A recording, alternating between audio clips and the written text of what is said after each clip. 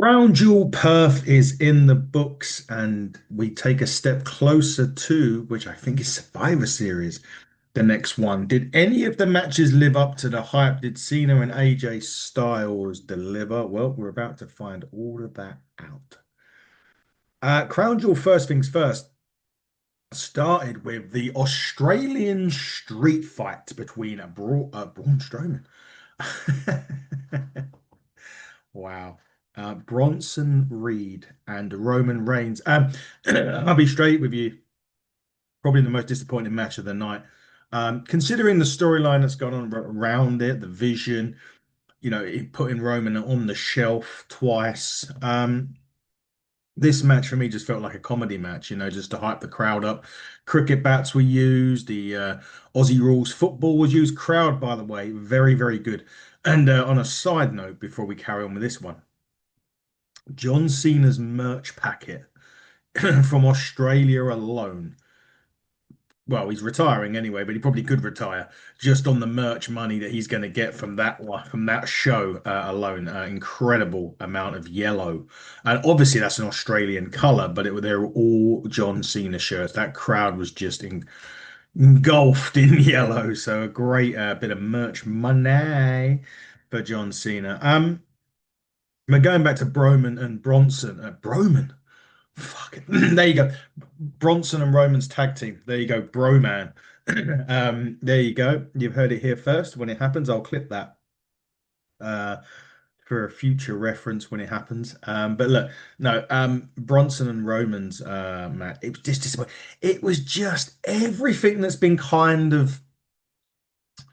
It defines what a Roman Reigns match has been. It was overbooked run-ins from the usual suspects, Braun Breaker, Jimmy and Jay. The teasing the issue again with Jay and Roman. The end of this match, Jey Uso speared Roman through a table. It allowed Bronson Reed to hit a tsunami.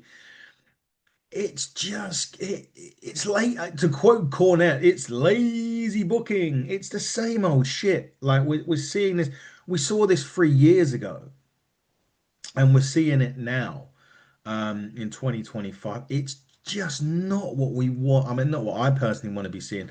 That match should have been a real fight, in a lot of ways. I'm just really disappointed with it. I feel like it's just going through the motions now with Roman and everybody else, and yeah, it was all right. I mean, a big win for Bronson Reed. Bronson Reed joins a list of a few wrestlers, Cody Rhodes and Solo Sikoa, that have pinned Roman Reigns in the last few years cleanly in a one-on-one match. Um, but other than that, it really just big letdown, really. As I said, they teased the thing with Roman and Jay. Roman Reigns coming out. There was a bit at the end there with Jimmy, Jay, and Roman. And Roman was like, "I love you guys, but I don't want to see you to Christmas." And it was like, "Well, you're probably going to see him at Survivor Series, Roman, which is actually Thanksgiving, so that's kind of their Christmas over in the States." But yeah, and then Jay walked out on Jimmy, and it's just like we've seen this shit before, and it's just not as impactful as it was a few years ago when it was happening, when they had done those 30-minute segments on SmackDown that we used to love watching. It's nowhere near that anymore. It's nowhere near as impactful. It's nowhere near as fun. It's been done. Try and think of something different to do, maybe. It just wasn't great. I sound like a grumpy old man, like I said to Wheezy Blonde. But that's what it is. You know, big win for Bronson Reed. Don't get me wrong. Anyone that pins Roman Reigns, big. It's a big deal. And but the match itself was just a load of rubbish, to be quite honest with you. And it's not a hit at Bronson or Roman, to be quite honest with you. It's just the way that the match was planned out. It just wasn't that great. Anyway, I digress. Women's Crown Jewel match. By the way, that match was the only match I predicted wrong in the predictions that went out on our channel. So, and I was umming and I, not that I, they're not an excuse. I was umming and ahhing between the two. Funny enough, I was umming and ahhing between the two on this one. that I actually predicted right in the end. Stephanie Vaquer and Tiffany Stratton. Um, real fun little sprint between these two. I wasn't sure if Tiffany was legitimately hurt when she went for a moonsault and Stephanie put the knees up to the back of her head. It looked like there may have been an issue there. But it was a fun sprint while it lasted. Could have been given a bit more time. But that maybe that's another match that we'll be seeing in the future, I think for sure. Two, I say future stars. Fakir's been wrestling over 14 years, but her and Tiffany, good chemistry, really good, as I said, a good little fun sprint in this. But Stephanie Vacquer picks up the victory in this one, and the defeat does Tiffany no harm, no harm at all. Um, she's still the women's champion. Stephanie Vacquer, obviously the Raw Women's Champion as well. So really, solid, good chemistry. Say solid but unspectacular could be a fair one. It was better than Roman's and Bronson's match for sure. Um, but thoroughly enjoyable. Nothing wrong with it in a lot of ways, which is a nice thing. Really good thing. And I'm sure Vakir will go on and Tiffany will go on and have a great runs as champions, as Tiffany already is. Vakir not obviously not long winning the championship. So yeah, interesting and fun that one. If spectacular. But guys, honestly, if you watch any match on the Crown Jewel, the next one is the one that you need to see. John Cena, AJ Styles. Tremendous. This was absolutely brilliant. Now, AJ Styles announced as well that he would be retiring in 2026. So at the end of next year, John Cena's retiring literally in a few months.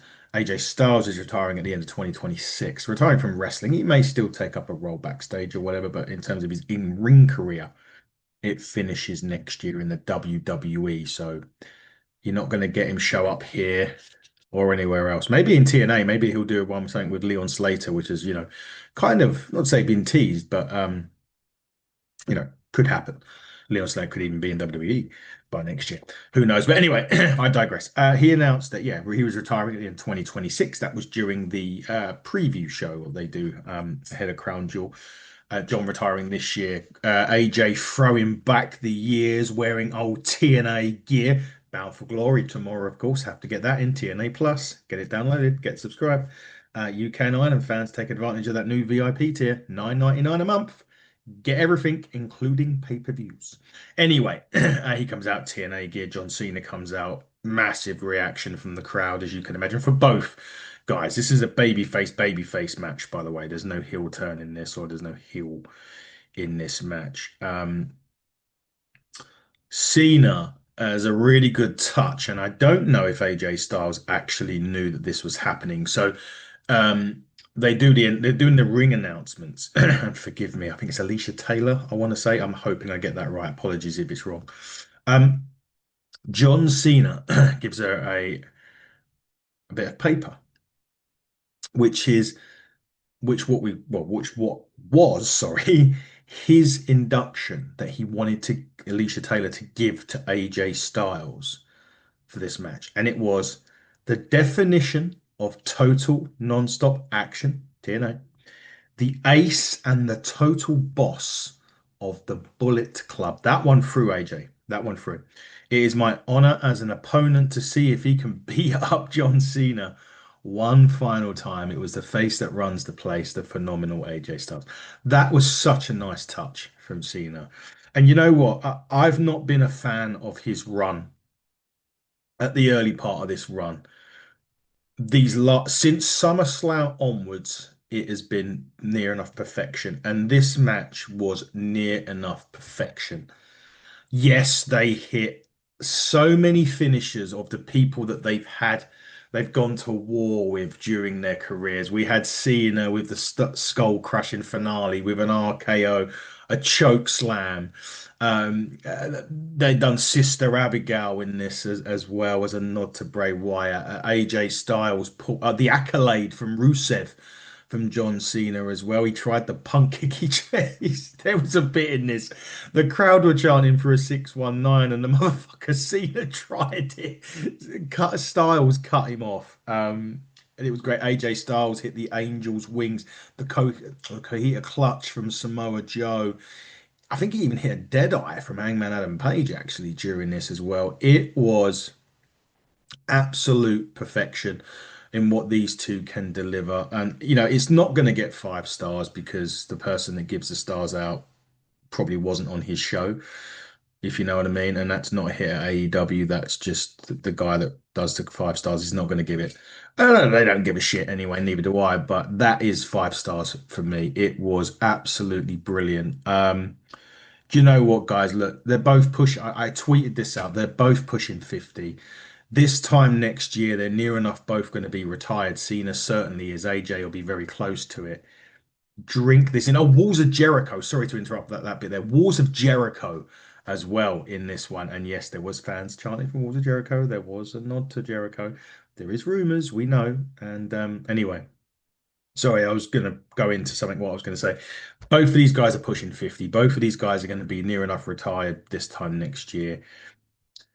We need to enjoy these moments. Not even my childhood. This is like my 20s.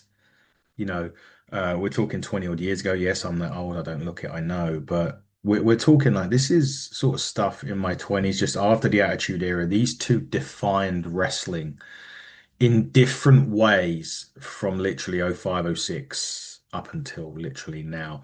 AJ Styles with that total non-stop action. That really is the definition of AJ Styles. And then you look at you go into sports entertainment and everything that WWE believed in from '05 to now. And that was defined by one man. And that one man, love him or hate him, and I did both, was John Cena. But the one word that I will always use for John Cena is respect. And he's earned a lot of, look, they're both incredible athletes. They both delivered an exceptional match. And, just drink it in, guys, because it's not long before we won't see him anymore. And it is going to be a sad day. It's going to be a really sad day when John goes. And, I didn't like it. Unless I didn't like it. I didn't like the way that he was booked before. I booed him out of the building a lot of times. But the one thing, as I said, he's always had, and I've cheered him, and I still cheer, and now I cheer him to this day. And the one thing that I will always say that he does respect, he doesn't give a shit that I respect him. He didn't give a shit that I cheered him or I booed him. At the end of the day, he was doing his job. And he'd done it very, very well. And like I said, the time is up. The time is nearly now. Then we won't be able to see him anymore. And we need to cherish these moments and cherish the next year that we have the phenomenal AJ Styles with us, because he will also be going in a year or so's time. They delivered a fantastic match. It was a throwback. It had a load of finishes. John Cena did indeed pick up the victory. RKO's, punt kick. He tried a punt kick as well. Some incredible moves in this as well, by the way. You know. But yeah, John Cena picking up the dub, and rumors have it. Now, I don't know if this is true yet. If rumors are true, the one championship that I believe has eluded John Cena, I'm not sure. I'll have to check that, but I'm going to put it out there. I believe, I know he has won the Intercontinental Championship. What am I talking about? I'm sure he's won the Intercontinental Championship. I'm going to have to Google this while I'm talking to you. But the rumor is that John Cena at Survivor Series will take on Dirty Dominic Mysterio for the Intercontinental Championship. No, he's never held it. Jeez, he's never challenged for it on television on a premium time event. My God. Okay. There we go. I was wrong. He hasn't won the Intercontinental. That there you go. Survivor Series next month could well be Cena's opportunity. And it makes sense because people were saying, and Johnny even was saying himself, he was going to walk out the last world champion. Well, he'd already won the world championship so many times. That was to break Rick's record. But the one match that kind of solidifies him as the literal god of WWE, the one championship that he has never won, Wow. I didn't, I honestly, I thought I heard whispers about that, but I could have sworn he had won it. But now that is a reason to watch Survivor Series. Assuming that's where we're going. Dominic, the Ultra Heel right now. He's been the Ultra Heel for some time against John Cena for the Intercontinental title. Will Cena do it? That's going to be it, isn't it? Will Cena win? That is a bit like Sheamus, right? Sheamus has never won the Intercontinental Championship, and Cena's the same. Wow, that is going to be incredible. And rumor has it, and I don't know, again, I don't know how these are just rumors that I've been hearing that they're doing a tournament to basically the winner takes on John Cena's in his final match, and that's going to be won by Gunter. John Cena Gunter for a final match, Saturday night's main event. Yeah, it's still a shame that Copeland isn't available, or Batista for that matter. Would have been more fitting. But look, Gunther's fine. It would deliver. It would be good. But Cena and Dirty Dom Mysterio Survivor Series, if that happens, brilliant. I'll be all here for it. Um, Another hometown girl now, Rhea Ripley, Io Sky, Kairi Sane and Asuka in a tag team match. It was okay. Look. This was always going to be Rhea's moment. Happy birthday, Rhea, as well for the other day. And this is the scary thing about Ripley. She's just turned 29. That may sound, you might, some of you may be going, 29, that's old. Not in wrestling terms, it isn't. That's scary to think that she's only 29 years old. Yeah, this was run of the mill, right? She got attacked at the start. I didn't know she was legitimately hurt, really, with some of the stuff that was going on at the start of the match. It was good. I mean, look, it was okay. I wouldn't go and say you need to watch this match again. This was definitely one for Rhea to get her moment in front of those fans again. The Australian fans are great, by the way. They need to come and they need to do something annually in Australia. They really do. A bit like Puerto Rico and other places. They need to really start, looking at that. But yeah, it was okay. Rhea and Io pick up the victory. It was always going to happen, really. I don't think there was any doubt. Did the Kabuki Warriors need it more? Definitely. And it's unusual, WWE, given the hometown heroes the victory. I know they've done it in Bad Bunny and whatnot in the past, but that's unusual. Normally one of them loses. Sometimes none of them win in their own stat in their own country. Maybe that was a Vince thing. I don't know. But both of them walked out victorious in their retrospective matches this afternoon. This afternoon, man, I gotta remember this was going out. This was at 1 o'clock in the afternoon, guys. So this was great for us in the UK. In America, you were just waking up. Well, this is what we have. Well, not this is what we have to do because it's normally we're normally falling asleep. You guys are waking up in the States. Good morning, good afternoon to you all as well, by the way. But look, it was okay. It was okay. It is what it is. Main event. Now, interestingly about this, they've been building up, and I think when I say interestingly, they've been building up to this. My feelings as they were building up to this was always that Seth was going to beat Cody. Um, he walked out on the Vision in the pre-show thing. Paul Heyman was backstage with Braun and Bronson saying, "Don't get involved. If he loses, we know what we're going to do." They were teasing, teasing, teasing, and I just sat there and went, well, he's not going to lose, is he? They're not going to lose for two reasons. Number one, they're probably going to go to Survivor Series and do some kind of war games with him and me. There's rumors, and there is rumors that the war games from the Vision side is going to be Seth Rollins, Bronson Reed, Braun Breaker, Brock Lesnar, and Austin Theory. Seth and Austin, I think, were together at one point a couple of years ago, and I'm sure Austin got put back down in NXT and it kind of derailed. Yeah, and he's been derailed ever since he beat John Cena at WrestleMania. I would see that. Now, hear me out. Hear me out. Austin Theory, John Cena, last match. And everyone's going to be saying, no, to give Theory the opportunity to win, not to win because he beat Cena, but you know what I mean, right? To sort of come out of that rut he's been in really since, but it won't happen. But it was just a fault as I was talking about War Games, which is meant to be that. And then it's meant to be the Usos, Roman and LA Knight and Punk, maybe. There we go. But anyway, as they were building to this, and with all this stuff with Seth, and I was like, he's not losing this. There's no way. Like they're already teasing the breakup of the Vision, and the Vision hasn't really even got into another gear yet. We know there's going to be a breakout. We know Braun Breaker is literally all they've got to do is press the button with him. They know that he's going to be a world champion. They know how good he is. Everybody knows how good Braun Breaker is, and it's just a matter of time before that does happen.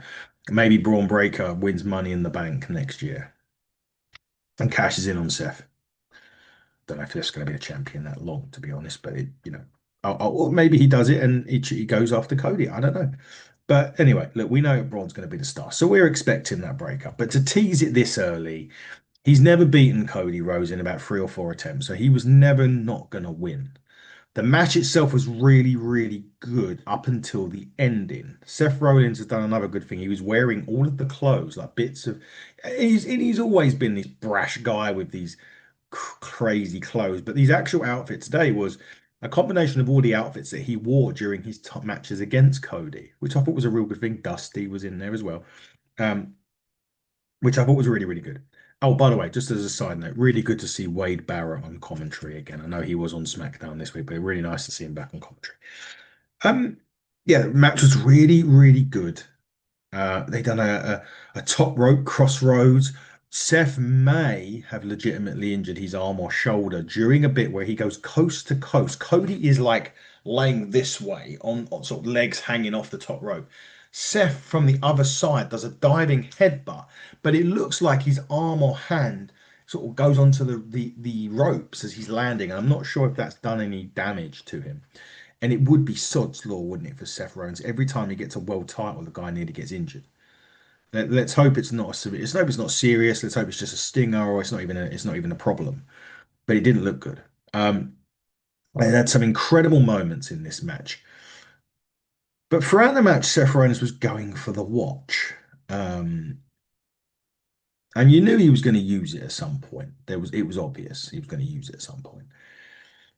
He went to bring it in the match at some point. He then refused, put it in the corner. And then there was another bit during he was getting more and more frustrated. He couldn't put Cody away. He kept thinking, what have I got to do? What have I got to do? Had the chance to use it earlier, didn't use it. And then finally picks up the watch, puts it around his hand when he's been pushed into the corner. There's the usual ref bump. There's the punch to the jaw. And then there was a couple of, maybe two stomps, a stomp and then a super stomp off the second rope. And that got the job done. Seth Rollins wins and becomes the crown jewel of the WWE alongside Stephanie Vaquer. And they have their moment in the ring. Seth Rollins just gets the mic and was like, revolutionary, blah, blah, blah, usual shit.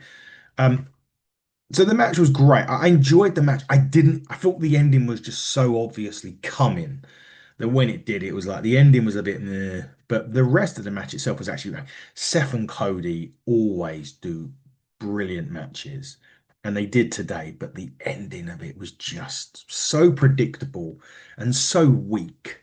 I know that they banned the Vision from ringside, or Paul Heyman did, but they could have done something else than just what we knew that he was going for the watch the majority of the time. It was a matter of time before he used it. And he finally did, and that was the end of this match. A little bit predictable. But Crown Jewel itself was good. I enjoyed the majority of it. Again, good but unspectacular. If you're going to watch a match at the Crown Jewel, just watch AJ Styles and John Cena. It was brilliant. I loved every second of it. Personally, I know it's been getting a great reception from the IWC. So watch that. Enjoyable show. Yeah, like I said, good but unspectacular is the best way that I can view it. But coming up on our show, of course, we're going to have Bound for Glory. Do not forget Hexodus tonight. Exodus Pro Wrestling presents Hexodus on the NWA YouTube channel, 6:05 Eastern, I think. So get on, watch that. Me and Fiona will be reviewing that on Monday. Like I've already said, Bound for Glory tomorrow, TNA Plus. Get it downloaded, get subscribed, and we'll be back. And I'll be back reviewing that on Monday. Gonna take tomorrow off. Sunday, the day of rest. Jesus relaxed, so am I. But we'll be back on Monday with a fresh week on the podcast. But until then, everybody, buckle down, stay safe, and goodbye.